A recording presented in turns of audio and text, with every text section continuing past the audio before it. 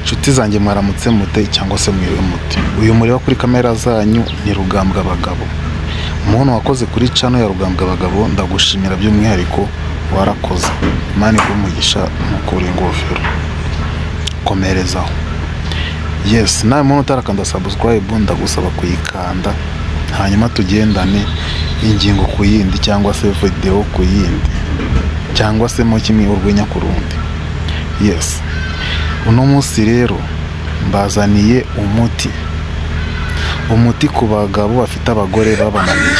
Aba bagore mbazaniye umuti bitunanira bituzengereza, ahitwe nkingi y'urugo. Bitunanira, turavunika, dufite byinshi bidutera stress, bituvuna turabirambiwe. Mwumva mwa bagore, uno munsi rero nabashakiye umuti kugira ngo abagabo banyu baruhuke. Umuti rero uvura iki?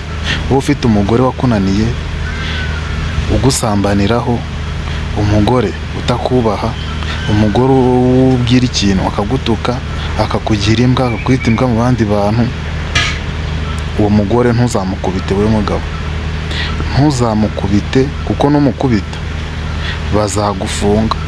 bazagufunga wa mugabo. Ntuzigere urambura ukuboko kwawe ngo ugiye gukubita umugore ngo nuko agukosereje cyangwa kimwe akubabaje cyangwa gutera stress. Abagore batera stress nyinshi ukurikije ibintu bakora, wabakubita ukabica. Ntuzamukubite, batazagufunga ugasanga uvuye mu kibazo kimwe cyo kuba guhoza ku nkeke ugiye mu kindi cyo kuba wafungwa ukajya kubona abanera muri gereza ukabaho ubuzima bubi. Umuti ni uwuhe? Umuntu ufite umugore umeze gutyo, umuti ni uwuhe? Mushakira amafaranga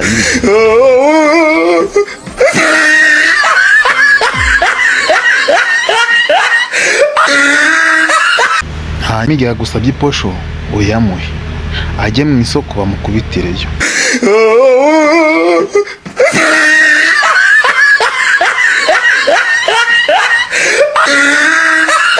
Namara kumukubitirayo, niba ngombwa bazanamufunga. Icyo gihe niyamukubita uzasigara amahoro, niyamufunga uzasigara amahoro. Mushakira amafaranga y'ibicupuri, ajye mu isoko bamukubitireyo injiji. Mushakira amafaranga y'ibicupuri, ajye mu isoko bakubitireyo injiji, hanyuma azagaruka yaciye bugufi ameze nk'igikoma cyahoze. Uwo umuti ya twikomereze.